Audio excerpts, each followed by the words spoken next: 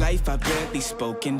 Your words have been so broken. I've been under your hypnosis. An absolutely amazing day for the club. History could be made today. And lay me down up in the ocean until you see no motion. Right now I can barely focus. Personally, it would be a huge achievement to go out there and get the win, and winning the league. As my usual philosophy, I'm trying to keep fairly grounded and concentrate on the performance. Nothing's won yet, and that's been the message to the players. But it's winning the league has not been anything I've ever done in my career. So it would be a huge honour and a huge achievement. You hear me now? Am I going in and out? I stop and just look around to see if you're with me now. More than I expected, to be honest. Yeah, we've had a great season. Boys have been in great form, and just want to finish the job today. Not count our chickens, but we're all hoping for a big win. But still I just look around. Are you with me now? Are you with me? Step in the fight, get ready to take it higher. Real nigga. I've never actually won a league. I've won a few cups and different competitions, but to win a league takes a hell of a lot. So yeah, it'll be right up there with one of the best. You leaving homies on red. It's no wonder all your friends dead. Jealousy was a centerpiece. Massively important. Is up there with the biggest. Do you know what I mean? Playing at Twickenham's massive, but getting your home team to a national league is something else. Is something we've dreamt of when I was younger, and actually putting on a shirt when I was 5 to now being able to do it when I'm 33 or almost 33 is pretty special. And running out the first team pitch with my mates is amazing. You hear me now? Am I going in and out? I stop and just look around to see if you're with me now. Yeah, the last game of the season against Devonport Services last season was a disappointment. I think what we shouldn't forget is that was actually our first season back playing in that league for a while. We were new boys in that league and grew into that game and grew into that league to put ourselves in a position where we could easily have won that league. As it was, we had a pretty average end to the season. I know the boys were disappointed about it. The last game against Devonport Services, again, was a game we could have won, but we needed bonus points to go up. So I think once we actually got the other side of the disappointment that we felt, it was clear that there was something special about that side, and it was about taking the positives out of it and what can we do for the coming season. Launceston the same, great side, they played really well in the final, we played well in the final as well, but perhaps that little bit of experience just told against us. So when you sit down in the cold, clear light of day, not immediately after the game, you look at what you can do better. You look at the experiences you've had. It's a cliche, but you're either winning or learning. And in the games that we lost, we learned a lot about ourselves as a team and what we had to do to turn those results into wins.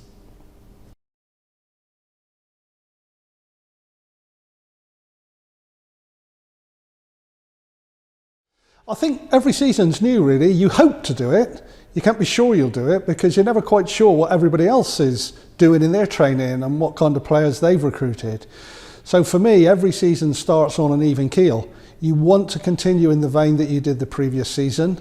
You think your training has been good. You're never going to know until you get out on that paddock just how well you're doing.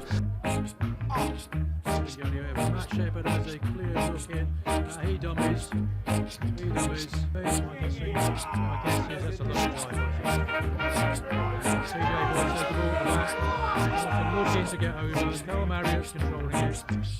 Yeah, close. Bonus point try,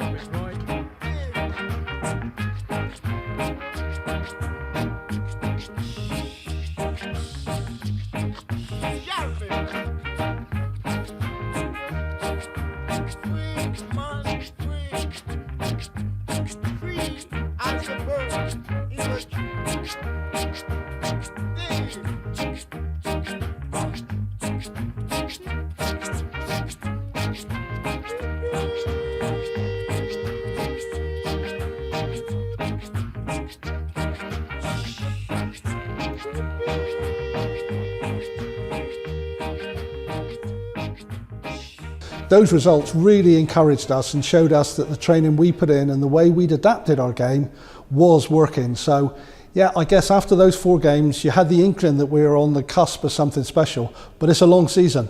You can't win a league in the first 4 games, but you can certainly lose it.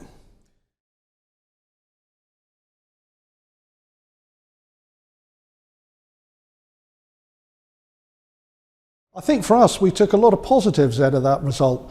We were without 3 of our talisman players in that game, and the people that came in, Miles Davey, for example, didn't play, Carl Marriott didn't play, Matt Shepherd didn't play, but the players that came in their place, people like Pete Harris, you know, they performed really, really, really well. And to play against a side who at that stage of the season were also regarded as promotion contenders, Phil Dolman, great coach, he's done a great job there, but to perform as well against them and to have enough gas in the tank to come back and still be in there looking for those bonus points at the end of the game. That was a real fillip to us. So you're never happy when you lose a game, but what you have to do is sit down and evaluate it when you get time. And for me, I thought at the end of that game, that proved that we had a really strong squad that could compete against the better sides in the league.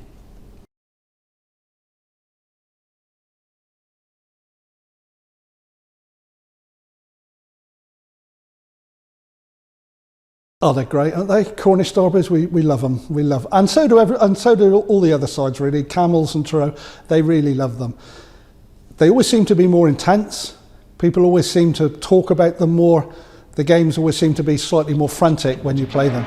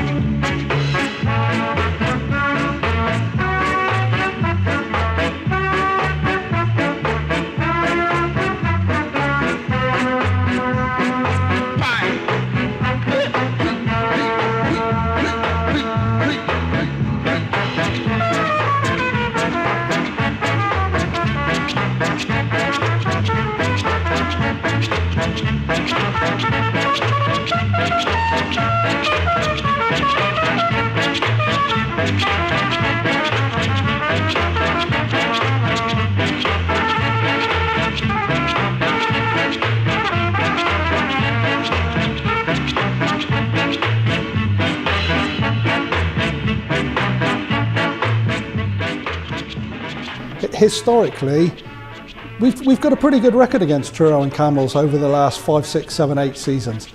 But for us as a Cornish club playing against 2 Cornish clubs, they're always tight games that maybe some of the other clubs in our leagues don't have to play.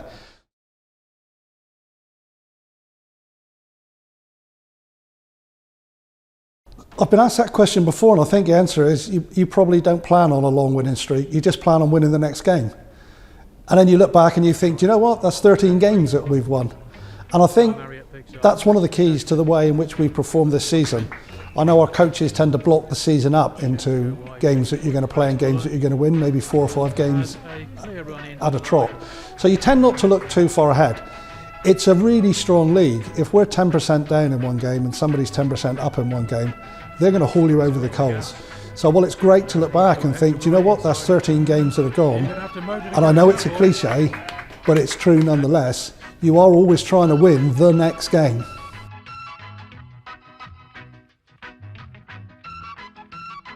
If I give a bit of context about how important the Sinners and Spartans were to us in making sure that we won these games, we've had Thursday night training sessions where we've had 3 complete sides out there. Now, that gives everybody a real fillip to see the commitment that people have got, but it means that you can do drills, it means that you can do exercises, it means that people know that somebody is pushing them hard for their place in that Saints team. It keeps people honest in their training. They know that they have to commit and they know that they have to perform, and if they don't perform, people are there waiting to take the shirt, and that's absolutely as it should be, and long may it continue.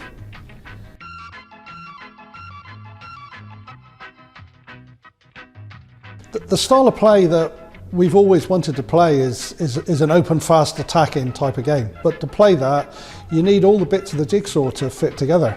You need forwards to give you the ball. You need backs to be clued in to using that ball. You need people that are looking for opportunities when they arise.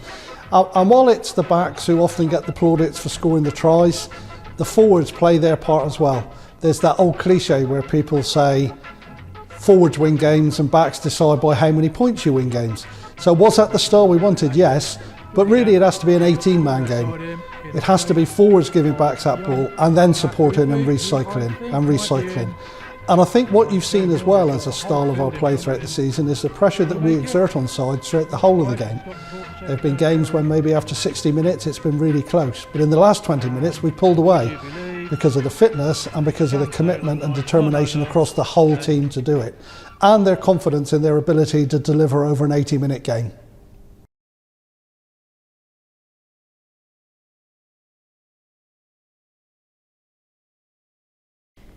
Fantastic. To be Team of the Month for the RFU, and bear in mind that's a national award that goes out across everybody at our level within the country, was really gratifying to know that somebody somewhere was looking at us, looking at what we're doing, and acknowledging that rugby in Cornwall at that level was probably being played at the highest level it was in the whole of England. Now that's a fantastic accolade to all of the players in the club, the coaching staff and the team management, the volunteers and the supporters. They all contribute to that. They've all got us to that stage. And it was a really great reward for all the people that have worked behind the scenes on and off the field. We talk a lot about building teams on the field. I think what we're very proud of as well are the excellent teams we build off the field. And when they chime and they get together as they have here, you produce some excellent results.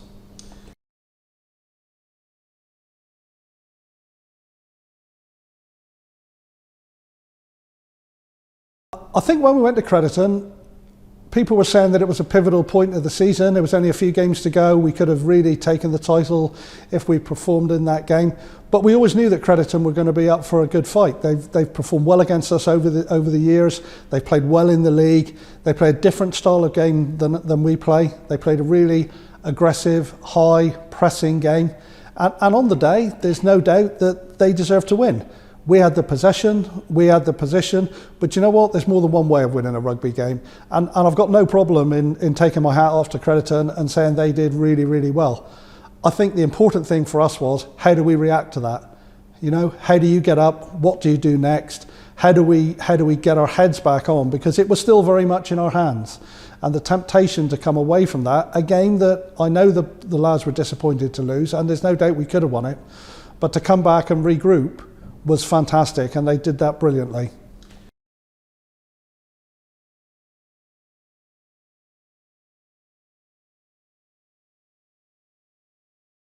The Newton Abbot game was seen by many as a formality, but not by the people that were involved in going out there to play.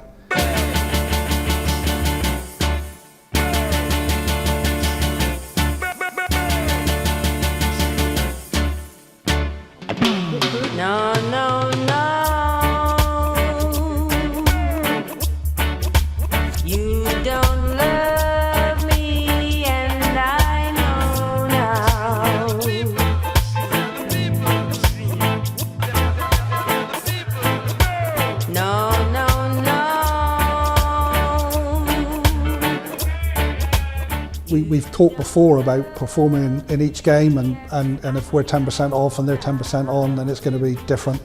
Newton Abbot were coming down on the end of a long losing streak, but you know what? They've got nothing to lose. They can come down, they can have a day out, they can designate it as their last game of the season, and all they really have to do is turn up and perform. There's nothing on it for them. Yeah, it's certainly a big thing for me and for the boys as well. It's something we've always wanted. Obviously, the disappointment at the end of the season last year. It's great to now have the chance this year, and hopefully we get the job done today. Yeah, massive game today.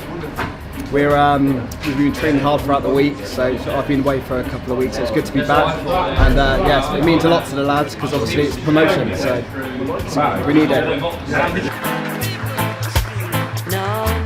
Yeah, looking forward to getting my first start. I haven't played much as 9 this year, but hopefully I'll make an improvement and make a stance for how I can play at 9.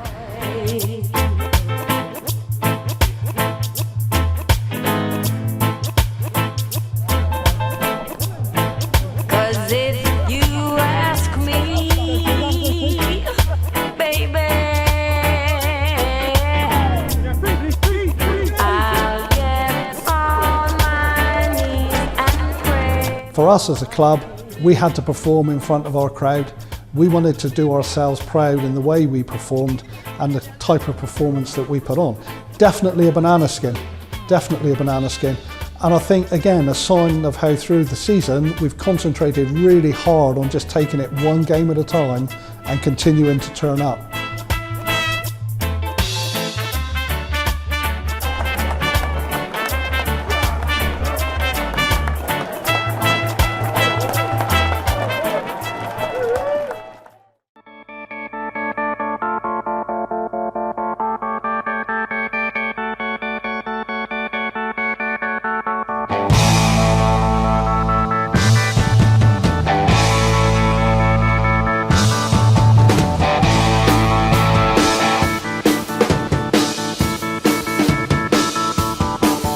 We'll be fighting in the streets with our children at our feet. In tomorrow's today worship will be gone. And the men who spurred us on, sitting judgment of all wrong, they decide and the shotgun sings the song. I'll tip my to the new Constitution, take a bow for the new revolution. Smile and grin at the change all around. Pick up my guitar and play, just like yesterday. Then I'll get on my knees and pray. We don't get fooled again.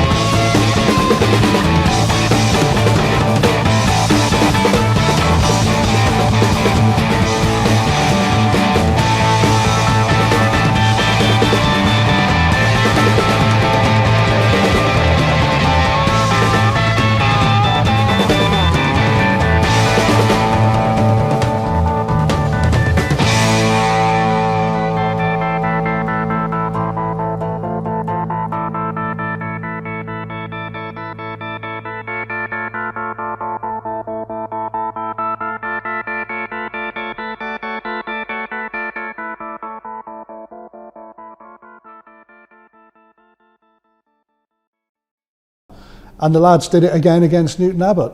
What a fantastic display and what a great day for the club.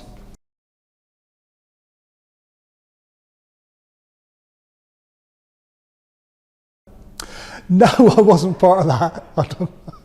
I'm exhausted at the end of games. I just have to go home and lie down in a darkened room.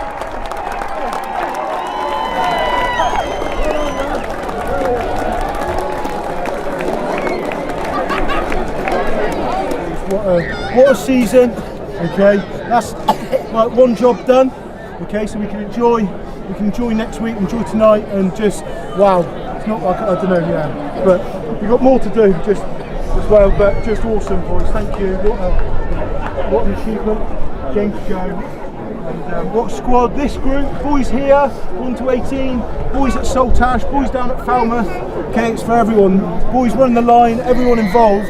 Okay, it's bigger than just us. Okay, families, friends. All right, it's huge. Thank you, boys. What an achievement.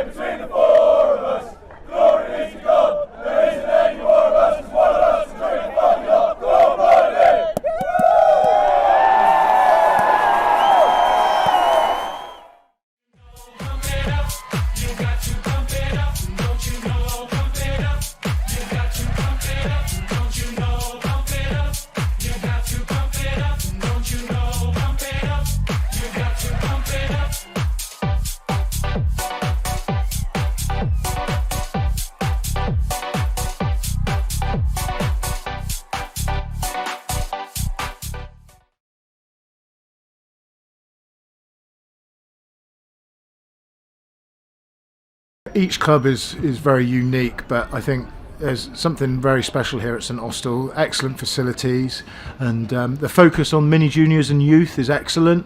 And I think that throughout my time here, that's gone to show that, you know, each year 4 or 5 graduating colts tend to appear somewhere, if not in the Saints team, definitely within the Sinners setup as well, and tend to be standout players. So that's something really special. Don't have a huge recruitment drive from external sources, but what we do is try to build that Saints family from within.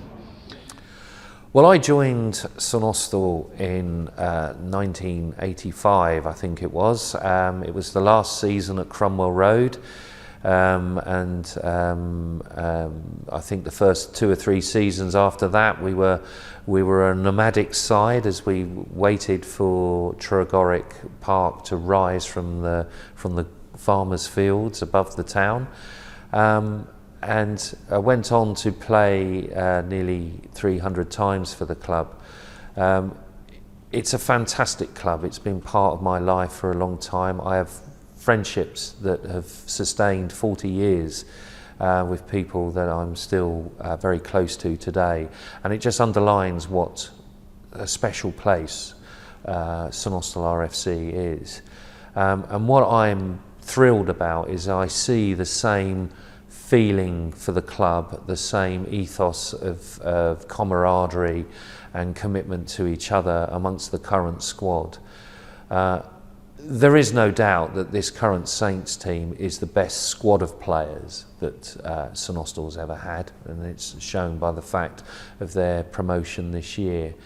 But there have been many fantastic players at this club through the years. The likes of Rob Daniel, Richard Lamb, Nigel Allen, Dave Teague spring to mind, and they're all great players that have shone through. But we've got a new generation of heroes, and one that I am absolutely delighted to watch and proud that they represent this club. We might have a few beers tonight.